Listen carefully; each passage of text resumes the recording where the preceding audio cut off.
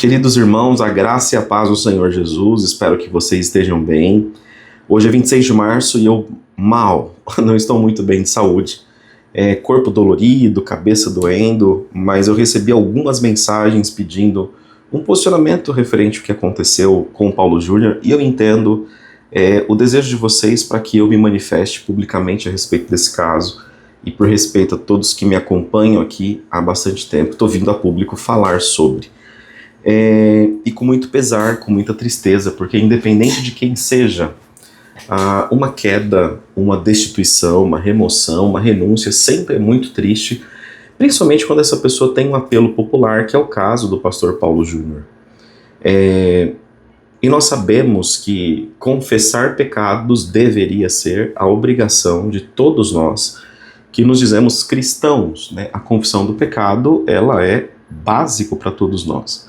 Embora isso não seja fácil, embora isso custe muito caro, embora isso traga consequências pesadíssimas, como parte de vocês, ou todos vocês sabem muito sobre a minha história, e eu revelei isso também num livro, que é um paralelo que eu trago a respeito do pecado de Pedro. É um livro que eu recomendo, se você é pai, se você é mãe, se você é líder de algum ministério, que você leia esse livro. E se você passou por alguma dor dentro da sua família com relação a sofrimentos institucionais, eu recomendo fortemente você ler esse livro também. Mas enfim, a respeito do Paulo Júnior, nós sabemos que a confissão do pecado, ela deve acontecer a Deus, e através dele nós temos o perdão do nosso pecado. A liberdade espiritual, ela está na nossa confissão a Deus. Mas no livro de Tiago está escrito que nós devemos confessar uns aos outros. Por quê, irmãos? A liberdade da consciência moral, da consciência de convívio, da consciência social, ela só vai se dar através de uma confissão de um pecado para os outros. E isso eu conheço na pele o quão doloroso é. Como vocês sabem, eu fiquei 7 anos em silêncio, passando por um deserto muito grande. E aí depois aconteceu tudo o que aconteceu na minha vida e vocês conhecem bem, tem várias lives aí pela internet. O que eu gostaria de deixar aqui, primeiro, a minha solidariedade ao Paulo Júnior e à família, porque eu sei do deserto profundo que ele vai passar. Não vai ser meses, dias e anos fáceis para ele e para a família. É uma dor muito grande, porque ele cai naquilo que ele combatia. Eu já recebi alguns directs falando, sim, mas ele não teve nenhum pecado sexual, né? A gente tem a mania de entender queda a algum pecado sexual apenas. Na posição de pastor, da qual hoje eu também ocupo, eu entendo nessa minha pouca experiência e na minha experiência de muitos anos em áreas executivas de liderança, eu entendo, meus irmãos, que a formação técnica ela é fundamental, mas ela não é um pilar de sustentação. Ela é fundamental porque, caso ele viesse a ter um conhecimento teológico profundo, uma formação teológica, provavelmente ele minimizaria alguns dos problemas das quais ele teve. Eu recomendo, não como imprescindível, mas como muito importante, a formação teológica para qualquer líder religioso. Entretanto, não é só isso que vai determinar o sucesso ou não da sua igreja. Por quê? Nós estamos ali envoltos a questões emocionais, psicológicas, questões de perfil. E o mais importante, sobretudo, é você conhecer a você mesmo. Existem pastores que têm o mesmo perfil que o Paulo Júnior. E ele se ampara no seu redor com outras pessoas das quais falam através dele. Por quê? Existem líderes dos quais eu também conheço, que têm essa dificuldade do relacionamento, de igrejas grandes. Então ele se cerca de pessoas que fazem o trabalho da exposição e da comunicação e ele se blinda.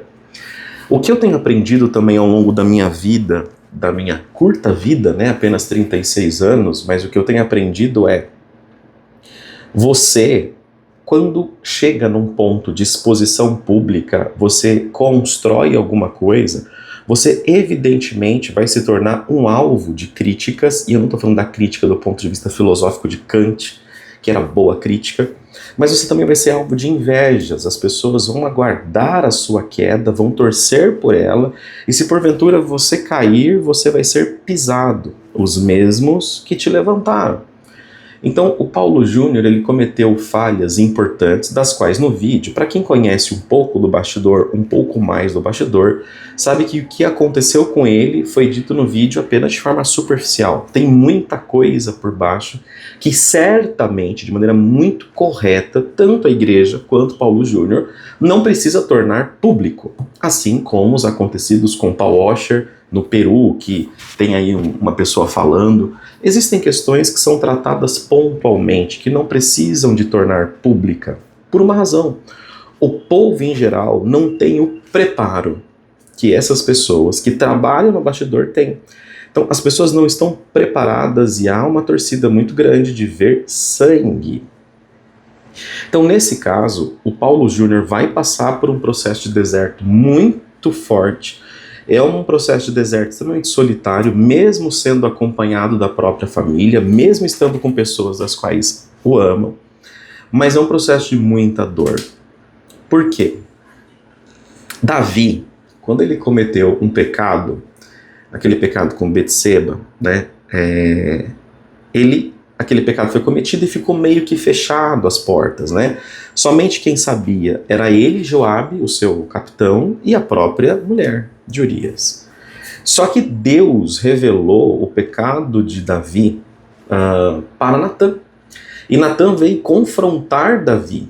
E quando Natã chega próximo a Davi, ele faz uma parábola, né, sobre a cordeira, vocês conhecem bem.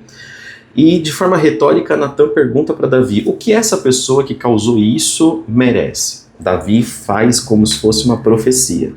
Essa pessoa merece 4 vezes, um castigo 4 vezes maior, e Davi foi severo naquilo que ele dizia, naquilo que ele disse. Quando nós vamos ler a história de Davi, nós vamos nos deparar que em 4 momentos da vida dele, por exemplo, quando a sua filha Tamar é abusada, quando Absalão se levanta contra ele, em 4 circunstâncias da vida dele, Davi ele é confrontado, ele deveria ter tomado uma atitude, mas ele não toma a atitude porque a consciência dele pesava. Até mesmo quando a sua filha foi abusada sexualmente, até mesmo quando Absalão se levanta contra ele, ele se silencia, porque ele tinha cometido um pecado de adultério, e ele se levantou contra o homem e o matou. Então a consciência de Davi não permitia com que ele tomasse alguma atitude / alguma providência. Isso aconteceu na história de Davi. Davi só foi liberto disso, mesmo com convicção do perdão de Deus, mesmo com a certeza que ele era um homem segundo o coração de Deus, que isso não tinha afetado a salvação dele.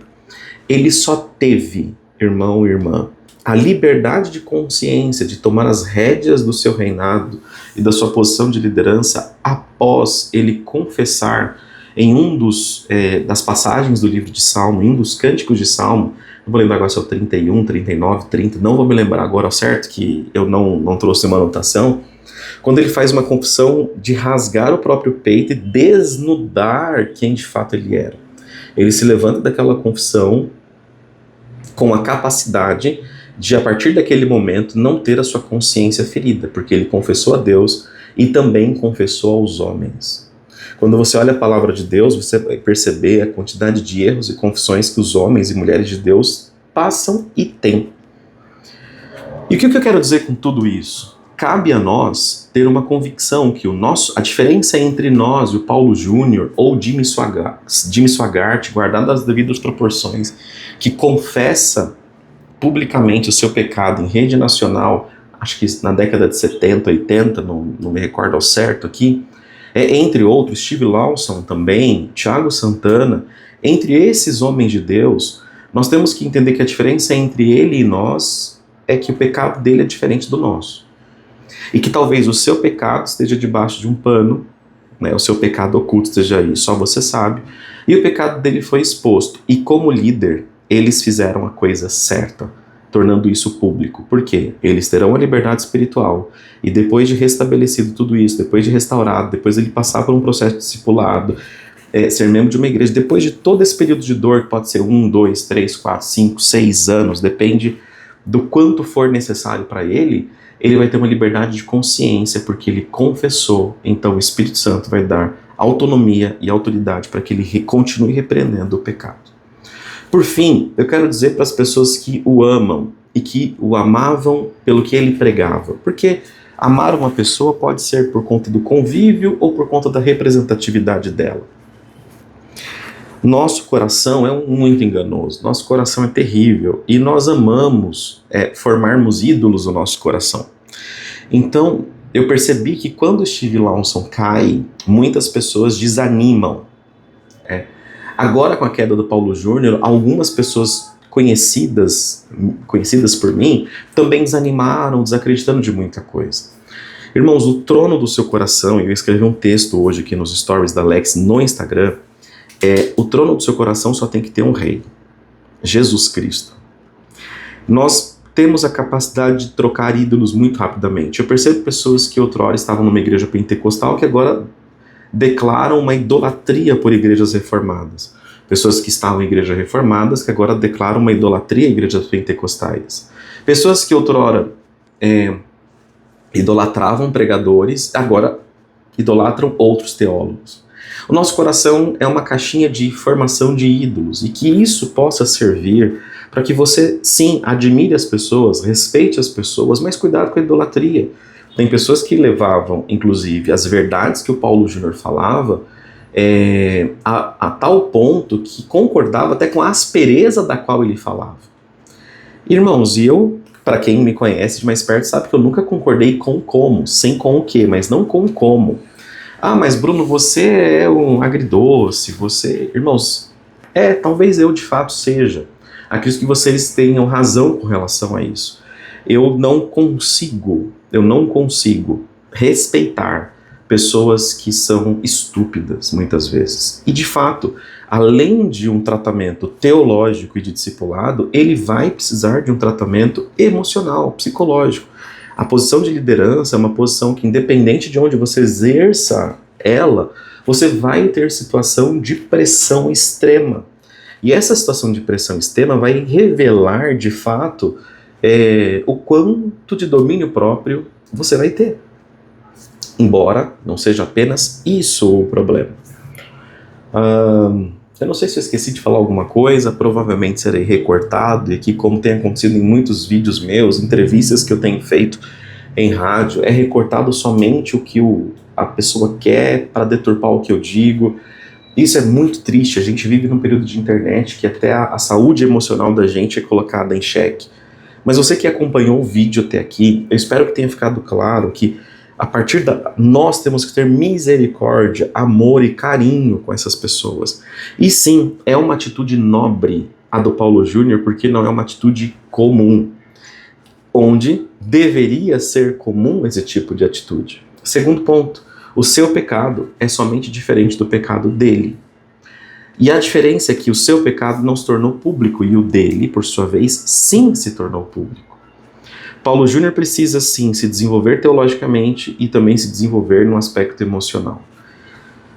Agora, por último, existe um afã na internet pedindo para que, por exemplo, pastores conheçam 8 idiomas, leiam braille, enfim, façam linguagens de sinais. A exigência em torno do pastor, e uma correta exigência, ela tem se tornado cada vez maior, inibindo pessoas, talvez, da população em geral, de falar de Jesus, de pregar o evangelho. Eu não vejo isso de forma saudável, embora eu defenda que o pregador ou pastor deve sim ter capacitação técnica. Mas, queridos, isso não pode impedir de as pessoas pregarem o evangelho. Há sim uma onda muito grande falando que para que você possa pregar alguma coisa tem que ter pós-doutorado na PUC, na USP em teologia. E não é esse exagero tudo. Ao longo da história, você vai encontrar grandes líderes dentro da religião que não foram grandes teólogos. E grandes teólogos que não foram grandes líderes. Grandes pregadores que nunca foram teólogos. E grandes teólogos que nunca foram grandes pregadores. A união desses dois aspectos ela é muito rara.